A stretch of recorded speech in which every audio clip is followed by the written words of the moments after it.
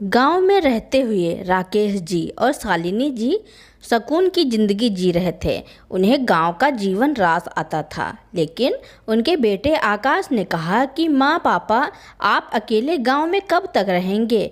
सब कुछ बेचकर शहर क्यों नहीं आ जाते?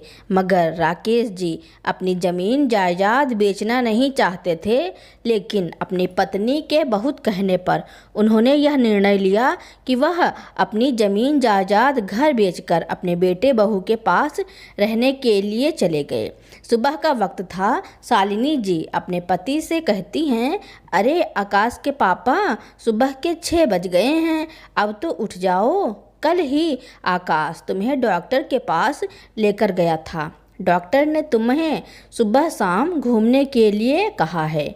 एक तो रिपोर्ट में शुगर की बीमारी निकली है, ऊपर से तुम्हारे घुटनों का दर्द। थोड़ा बुढ़ापे में अपना ख्याल रखो। अगर तुम्हें कुछ हो जाएगा तो मैं कैसे जीऊँगी? अरे कुछ नहीं होगा मुझे, मैं कहाँ जा रहा हूँ? नींद में बड़बड़ाते हुए राकेश जी ने कहा, चलो अब इतना कह रही हो तो उठ जाता हूँ। 10 मिनट दो, उसके बाद मैं तुम्हारे साथ पास के ही पार्क में घूमने चलूँगा ना। बुढ़ापे पर मुझे समस्या हुई तो तुम्हें ही सेवा करनी पड़ेगी। बहू बेटे दोनों ही नौकरी करते हैं, वह तो हमारी सेवा करेंगे ही नहीं। मैं तुम्हारा काम नहीं बढ़ाना चाहता हूँ, इसलिए चलो तुम्हारे साथ पार्क में टहल ही लूँगा। इतना कहकर राकेश जी अपने पूरे कपड़े पहन लेते हैं। बाहर सर्दी बहुत है। अलमारी से एक शॉल उठाते हुए शालिनी जी को देते हुए कहते हैं, अरे तुम भी शॉल ओढ़ लो, बाहर ठंडी बहुत ज़्यादा है, कहीं सर्दी जुकाम हो गया तो मुश्किल हो जाएगी। दोनों पति पत्नी घर के पास वाले पार्क में घूमने के लिए चले गए। 1 घंटे तक दोनों घूमते रहे। उसके बाद पार्क में पड़ी हुई कुर्सी पर बैठकर बातें करने लगे। पार्क में घूमते घूमते पूरा 1 से 2 घंटे निकल जाते हैं। शालिनी जी कहती हैं, आप जल्दी से घर चलो बेटा, बहू के ऑफिस जाने का समय हो रहा है। बहू 9 बजे ही निकल जाती है, बेटा तो फिर भी 10 बजे तक जाता है। मुझे जल्दी से टिफ़िन बनाकर देना है। अगर इधर से लेट जाऊंगी तो टिफ़िन देने में लेट हो जाऊंगी। हाँ हाँ शालिनी, चलो घर चलते हैं। दरअसल शालिनी जी और राकेश जी पहले तो अपने गांव में रहा करते थे। बहुत समय तक उनके कोई संतान नहीं हुई थी। बुढ़ापे पर जाकर उनको आकाश मिला था। आर्थिक स्थिति ठीक न होने के बाद भी राकेश जी ने अपने बेटे को खूब अच्छे से पढ़ाया लिखाया। किस्मत ने भी साथ दिया। आज आकाश बहुत अच्छे शहर में अच्छी नौकरी कर रहा है। उसकी पत्नी भी पढ़ी लिखी है, एक कंपनी में काम करती है। दोनों ही अच्छे खासे पैसे कमाते हैं। घर में पैसों की कोई कमी नहीं है। माता पिता गांव में अकेले रहते हैं। आकाश को पहले अपने माता पिता से बहुत ज़्यादा लगाव था, इसलिए जिद करके अपने माता पिता से कहता है कि आप हमारे साथ शहर ही आ जाइए। बार बार आप लोगों की तबीयत खराब हो जाती है, हमारा गांव में बार बार आना संभव नहीं है। बेटे आकाश के बहुत ज़्यादा कहने पर राकेश जी अपने गांव के घर और ज़मीन को बेचकर बेटे बहू के पास शहर आ गए। 1 साल तक तो सब कुछ ठीक ठाक रहा, लेकिन उसके बाद बहू को अपने सास ससुर घर में बिल्कुल भी पसंद नहीं आते थे। सास तो फिर भी ठीक थी, क्योंकि वह घर के कामों में मदद कर देती थी, लेकिन राकेश जी को बहू बिल्कुल पसंद नहीं करती थी। उसे लगता था यह कुछ काम धाम तो करते नहीं हैं, घर में पूरा दिन फालतू ही बैठे रहते हैं। पता नहीं आकाश ने इन दोनों को इधर क्यों बुला लिया। अच्छा होता गांव पर ही रहते, लेकिन आकाश पर तो अपने माता पिता की सेवा करने का भूत सवार था। अब आ गए हैं तो झेलना तो मुझे ही है। एक दिन राकेश और शालिनी जी पार्क में घूम रहे थे, तभी शालिनी जी की नज़र राकेश जी के जूते पर गई, जो अंगूठे के पास दोनों तरफ से फट गए थे। उनका अंगूठा जूते से बाहर निकल गया। शालिनी जी कहती हैं, आपके जूते फट गए हैं, आकाश से कह देना वह आपके लिए नया जूता ले आएंगे। शालिनी, मैंने 10 दिन पहले ही नए जूते लाने के लिए कहा था, शायद भूल गया होगा। अच्छा ठीक है, मैं उसको आज याद दिला दूंगी, वह आपके लिए नए जूते ले आएगा। घर आते ही शालिनी जी रसोई में खाना बनाने के लिए चली गईं। बेटा जब ऑफिस जाने के लिए नहाकर आया तो शालिनी जी अपने बेटे से कहती हैं, आकाश तुम्हारे पापा के जूते फट गए हैं, उनके लिए एक जोड़ी नए जूते ले आना। अपनी माँ की बात सुनकर आकाश कहता है, ठीक है माँ, मैं शाम को ऑफिस से लौटते वक्त पापा के लिए नए जूते ले आऊँगा। इतना कहकर वह ऑफिस जाने के लिए तैयार होने लगा। कमरे में अपनी जॉब पर जाने के लिए तैयार हो रही आकाश की पत्नी राखी अपने पति और सास की बातों को सुन लेती है। सुबह के वक्त वह अपने पति से कुछ भी नहीं कह पाती क्योंकि उसे भी जॉब पर जाने की जल्दी थी और आकाश भी ऑफिस जाने के लिए तैयार हो रहा था, लेकिन वह शाम को अपने पति के आने का इंतज़ार करने लगी है। शाम के समय शालिनी जी और राकेश जी अपने कमरे में बैठे बैठे चाय पी रहे थे। तभी उनका बेटा भी ऑफिस से आ गया। अपने कमरे में जाकर कपड़े बदल ही रहा था कि राखी अपने पति से कहती है, सुबह माँ जी ने तुमसे क्या कह रही थी, मैंने सब सुन लिया है। नए जूते मंगाने की बात कर रही थी। पापा को नए जूते लाने की कोई ज़रूरत नहीं है। तुम्हारे पहने हुए पुराने जूते रखे हैं जो कि अब तुम पहनते नहीं हो, उन्हीं में से एक जोड़ी उठाकर मैं पापा को दे दूंगी। अपनी पत्नी की बातों को सुनकर आकाश कहता है, ठीक है, तुम्हें जो ठीक लगे वह कर दो, लेकिन पापा को एक जोड़ी जूते ज़रूर दे देना। ठीक है, दे दूंगी। क्या तुम्हें मुझ पर भरोसा नहीं? नहीं, भरोसे की बात नहीं है। मैं तो सिर्फ इतना कह रहा हूँ कि तुम पापा को जूते दे देना। इसमें इतनी चिल्लाने वाली क्या बात है? पता नहीं क्यों राखी को अपने सास ससुर का घर में रहना बिल्कुल भी पसंद नहीं आ रहा था, और अगर वह जरा से भी खर्च बता देते तब तो वह घर में नाटक ही शुरू कर देती थी। और आज भी उसने वही करने की कोशिश की, लेकिन आकाश की समझदारी से घर में छोटे मोटे कलह होने से बच जाते थे। राखी ने अपने पति से यह बातें इतनी तेज़ आवाज़ में कही थी कि कमरे में बैठे हुए शालिनी जी और राकेश जी ने साफ साफ सुन ली थी।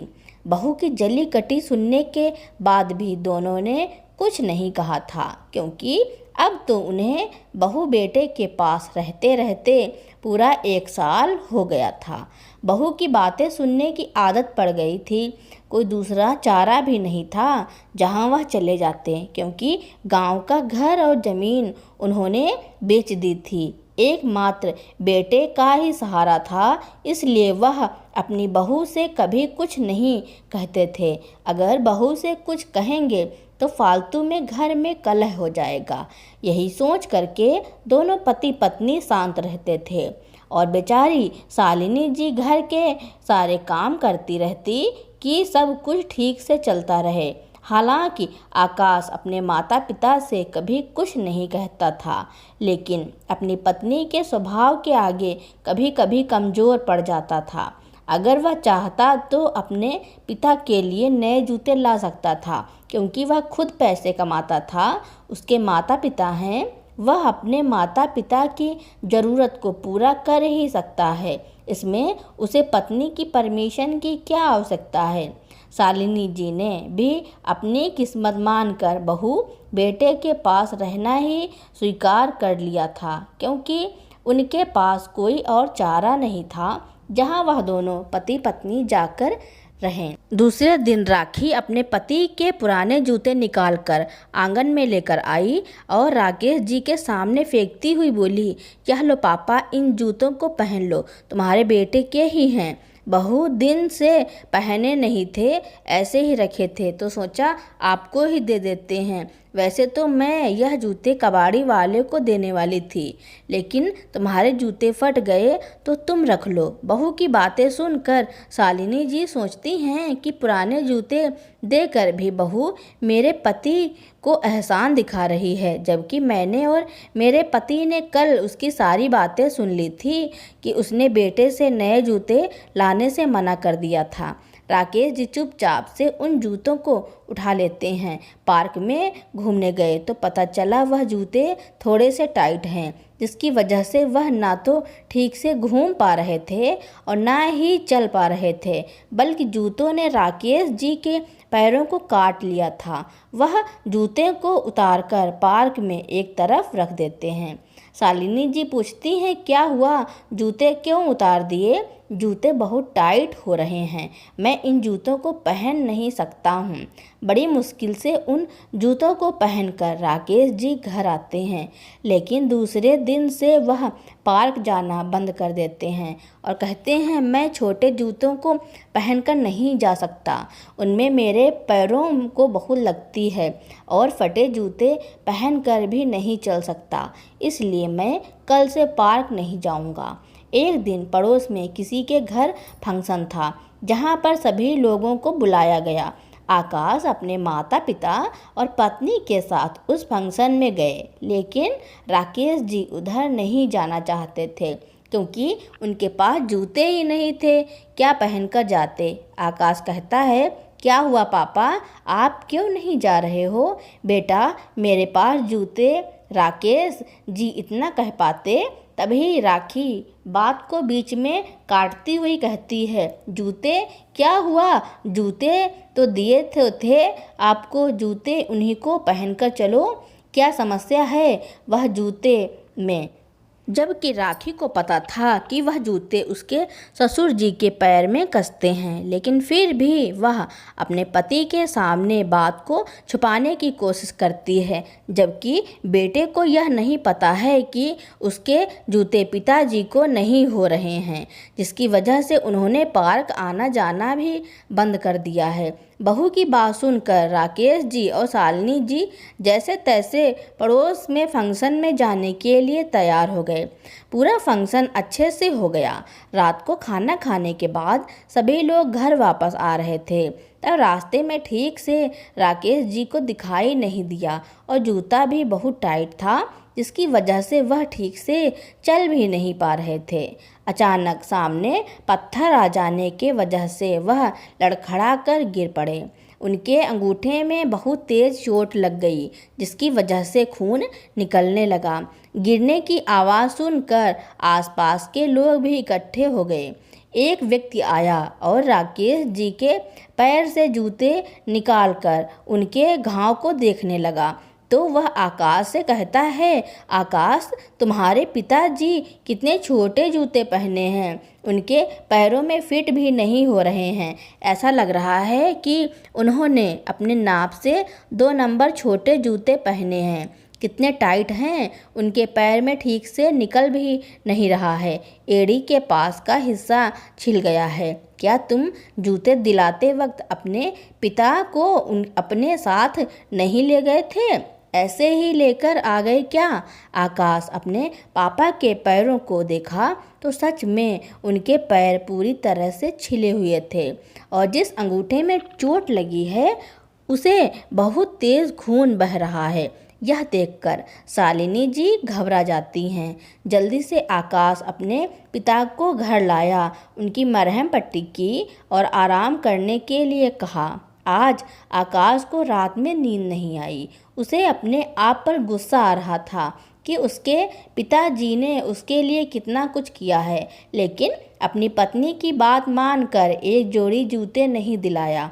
मेरे पिताजी इतने दिन से छोटे जूते पहन रहे थे, लेकिन कुछ भी नहीं कहा। माँ भी पूरे पूरे दिन रसोई में काम करती है, वह भी कभी कुछ नहीं कहती है। मैंने देखा है राखी घर में गिने चुने काम ही करती है, बाकी पूरा दिन घर में आराम करती है। बगल में देखा तो राखी बड़ी चैन से सो रही है, जबकि उसकी माँ के कमरे की बत्ती अभी भी खुली है। अपने माँ के कमरे की बत्ती जली देखकर वह आंगन में आया तो देखा पापा तो सो गए हैं लेकिन माँ नहीं सोई है।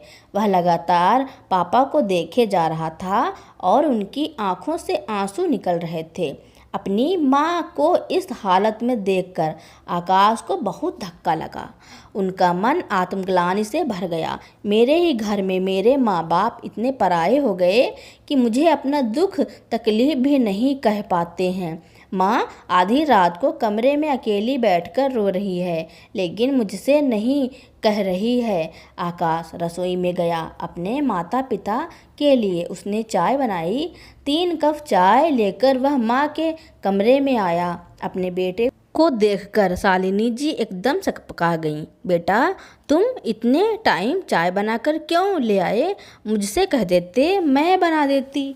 अपनी माँ को ऐसे हड़बड़ाते हुए देखकर आकाश को समझ में आता है कि यह हड़बड़ाहट राखी की वजह से है, क्योंकि राखी ने माँ को घर के कामों में इस तरह से उलझा के रखा है कि अगर आधी रात को भी काम पड़ जाए तो वह माँ को ही याद करती है और माँ कभी भी काम के लिए मना नहीं करती। और शायद इसलिए आज मैं जब रात को चाय बनाया तो माँ को लगा कि मैं चाय क्यों बना ली। ऐसा ना हो कि बहू नाराज़ हो जाए कि तुमने चाय क्यों बनाई। लेकिन चाय की प्लेट को एक तरफ रखता है और भागकर अपनी माँ के गले लग जाता है और फूट फूट कर रोने लगता है। शालिनी जी घबरा गईं। क्या हुआ बेटा, तुम इस तरह से क्यों रो रहे हो? माँ, मुझे माफ़ कर दो। एक ही घर में रहते हुए मैं आपका दुख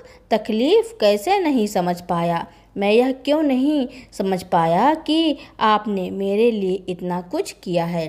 पापा ने मेरे लिए इतना कुछ किया है लेकिन मेरे पास इतना समय नहीं कि मैं आपकी ज़रूरत को पूरा कर सकूं। गांव का घर ज़मीन बेचकर अपने पास बुला लिया।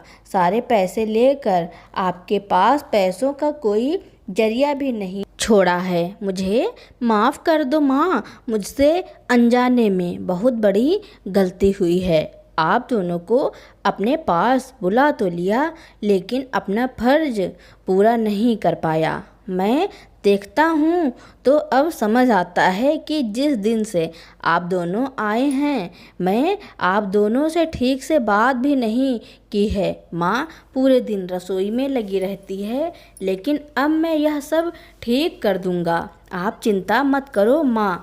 अपने बेटे की बातें सुनकर शालिनी जी की आंखों से आंसू निकल गए, क्योंकि इतने दिनों बाद बेटे ने इतने अपनेपन से बात की है। शालिनी जी अपने मन की बात अपने बेटे के सामने की और वह फूट फूट कर रोने लगती है।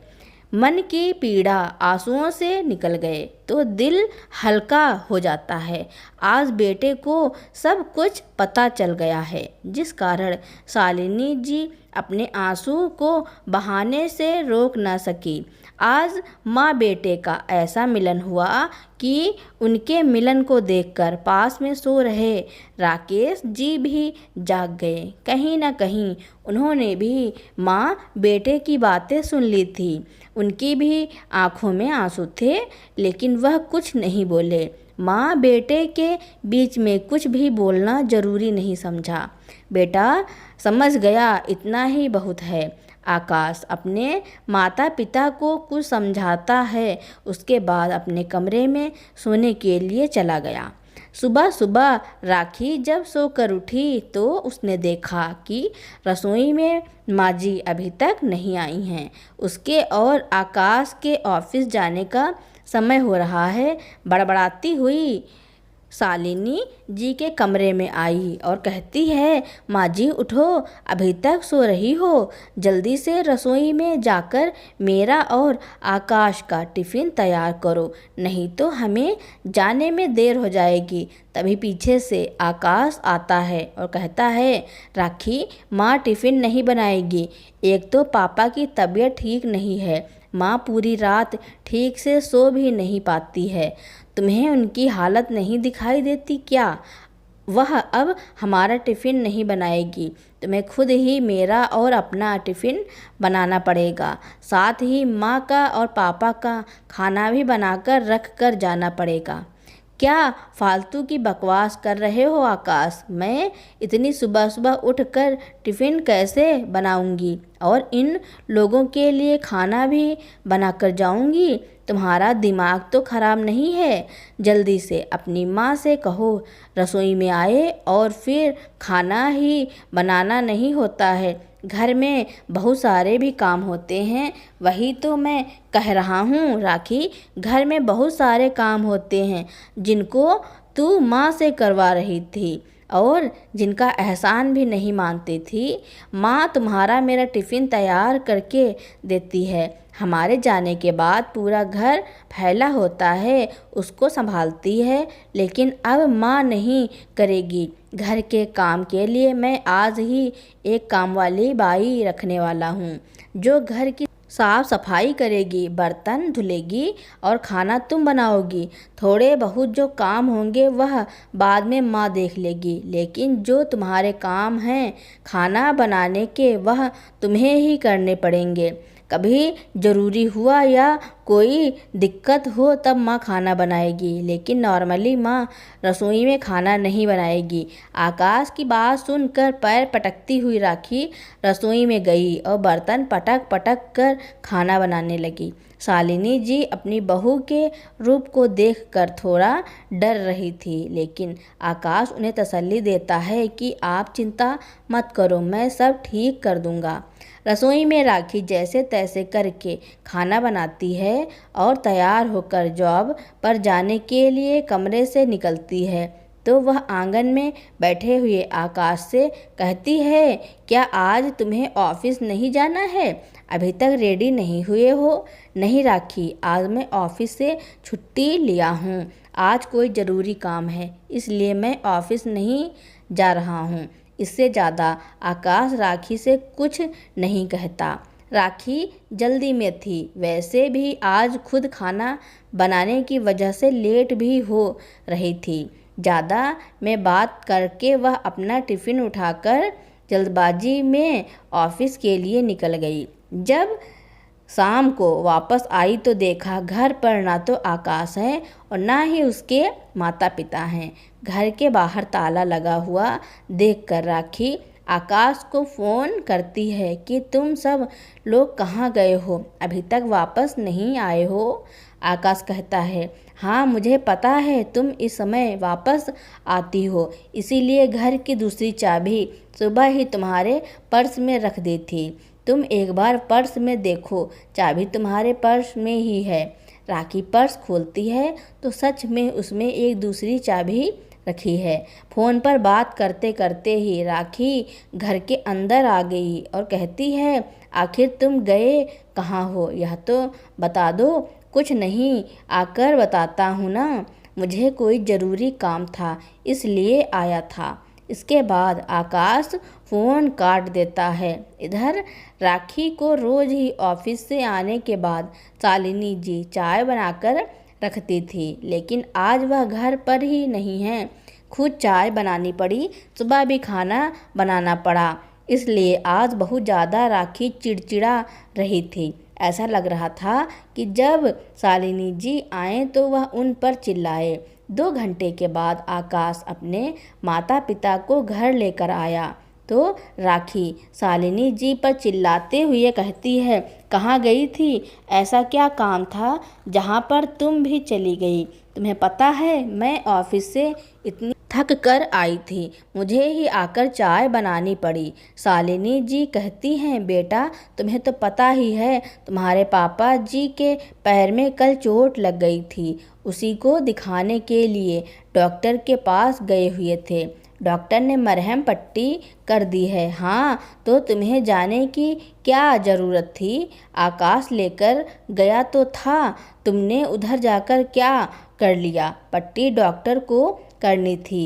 अब चलो रसोई में जाकर शाम का खाना बनाओ, मैं बहुत थक गई हूँ, अपने कमरे में आराम करने के लिए जा रही हूँ। अपनी पत्नी को माँ पर इस तरह से चिल्लाते हुए देखकर आकाश को बहुत गुस्सा आता है। वह गुस्साते हुए कहता है, अब बस करो राखी, अब बहुत हो गया। अब तुमने मेरी माँ से कुछ भी कहा तो तुम्हारे लिए अच्छा नहीं होगा। क्या किया है मेरी माँ ने जो तुम उन पर इतना चिल्ला रही हो? अपने लिए चाय बनाई थी, किसी और के लिए नहीं बनाई थी ना। अपनी चाय तो तुम बनाकर पी थी, तो कौन सा एहसान कर दिया मेरी माँ पर। अब तुम्हें अपने काम खुद ही करने की आदत डालनी होगी। मेरी माँ तुम्हारा कोई काम नहीं करेगी। राखी आकाश का मुंह ताकती रह जाती है। आकाश अभी अभी बाहर से आया है। उसके हाथ में कुछ पैकेट था। अपने हाथ में लिए हुए पैकेट को खोलकर उसमें से एक चमचमाते हुए नए जूते निकालता है और अपने पापा को पहनाते हुए कहता है, देखो पापा, यह जूते अब आपके नाप का है, पैर इससे कटेंगे नहीं। मैं एक जोड़ी नहीं 2 जोड़ी जूते लेकर आया हूँ आपके लिए। एक स्पोर्ट्स वाले, वह घूमने के लिए बहुत आरामदायक होते हैं, और दूसरे कहीं आने जाने के लिए। और माँ, आपके लिए भी मैं 2 जोड़ी साड़ियाँ लेकर आया हूँ। पापा के जूते और माँ की साड़ियाँ देखकर राखी के होश उड़ गए। चिल्लाती हुई आकाश से कहती है, अरे तुम्हें डॉक्टर को दिखाने जाना था तो उसको दिखा लेते, पर इन दोनों लोगों को इतनी सारी शॉपिंग करवाने की क्या ज़रूरत थी? अगर जूते की ज़रूरत थी तो तुम्हारे पुराने जूते पड़े थे, मैंने दे दिए थे। मेरी पुरानी साड़ियाँ पड़ी थी, मैं माँ को दे देती। नई साड़ियाँ खरीदने की क्या ज़रूरत थी? बस राखी, इससे आगे एक शब्द मत बोलना, वरना मुझसे बुरा कोई नहीं होगा। मेरी माँ और पापा ना ही पुराने जूते पहनेंगे और ना ही पुरानी साड़ियाँ। आज उनका बेटा कमाने वाला है, उन्हें जिस भी चीज़ की ज़रूरत होगी मैं लाकर दूंगा। मैं तुम्हारे पैसे नहीं मांग रहा हूँ। क्या मैं अपनी सैलरी से अपने माता पिता की ज़रूरतें भी पूरी नहीं कर सकता? अगर तुम्हें मेरे माता पिता से इतनी ही तकलीफ़ है तो तुम्हें जहाँ रहना है उधर जाकर रह सकती हो, जहाँ जाना है उधर जाकर जा सकती हो। मैं तुम्हें मना नहीं करूँगा। तुम्हारे कहने का क्या मतलब है? अपनी आवाज़ को धीरे करती हुई राखी कहती है, मुझे जो समझ में आए वह समझ लो, लेकिन मेरे मम्मी पापा को तुम परेशान नहीं करोगी। मैं समझता हूँ कि तुम नौकरी करती हो, तुम्हारे पास भी समय की बहुत कमी होती है, लेकिन इसका मतलब यह नहीं कि मेरी माँ को तुम घर की नौकरानी बना लो। मेरे पापा को तुम पुराने जूते पहनने को दो, जितना ज़रूरी होगा माँ काम करेगी। आज राखी अपने पति आकाश के गुस्से को देखकर हैरान रह गई। उसे समझ में नहीं आ रहा था कि अब उसका नाटक उसके सास ससुर पर चलने वाला नहीं है, और अपने पति के गुस्से को देखकर राखी शांत हो जाती है। कुछ दिनों तक दोनों में बात नहीं होती है, लेकिन धीरे धीरे घर का माहौल सही होने लगता है। राखी को कुछ ही दिनों में घर के काम करने की आदत पड़ जाती है। ऐसा नहीं था कि शालिनी जी घर का काम ना करती हों। रसोई में वह बहू की मदद करती थी, बाद में घर के सारे काम समेट देती थी। जितने भी छोटे मोटे काम होते थे वह करती थी। लेकिन हाँ, पहले जो राखी ने अपने सासू माँ को घर की नौकरानी बना कर रखा था, अब आकाश अपनी माँ को उस तरह से नहीं रखना चाहता था। आज राकेश जी और शालिनी जी अपने बेटे बहू के घर में बहुत ही प्रसन्न होकर रह रहे हैं। बेटा भी उनसे दुख तकलीफ़ के हालचाल ले लेता है, और माता पिता को इससे ज़्यादा क्या चाहिए। अरे बेटा, दिन के 24 घंटे में 10 मिनट भी उनसे 2 मीठे बोल बोल ले तो माता पिता तो इतने में ही खुश हो जाते हैं। इससे ज़्यादा उन्हें कुछ नहीं चाहिए, और उनकी ज़रूरतें भी बहुत सीमित होती हैं। तो अपने माता पिता का ख्याल रखना, उनकी ज़रूरत का ख्याल रखना बच्चों का ही कर्तव्य होता है। बूढ़े माँ बाप अपने बच्चों को पाल पोस कर बड़ा करते हैं ताकि वह बुढ़ापे में उनका ख्याल रख सकें और उनके बुढ़ापे की लाठी बन सकें। लेकिन कुछ बच्चे अपने बूढ़े माँ बाप को अकेले मरने के लिए छोड़ देते हैं, कुछ तो उन्हें तिल तिल कर जीने पर मजबूर कर देते हैं। तो दोस्तों, आकाश ने अपनी पत्नी को सबक सिखाने के लिए जो किया उसके बारे में आपका क्या कहना है और यह कहानी आपको कैसी लगी कमेंट में ज़रूर लिखना। मेरी कहानी सुनने के लिए आपका बहुत बहुत धन्यवाद। ऐसी ही कहानियाँ सुनने के लिए मेरे चैनल को लाइक कमेंट शेयर एवं बेल आइकन का बटन दबाना ना भूलना ताकि मेरी नई नई कहानियाँ आप तक पहले ही पहुँचती रहें।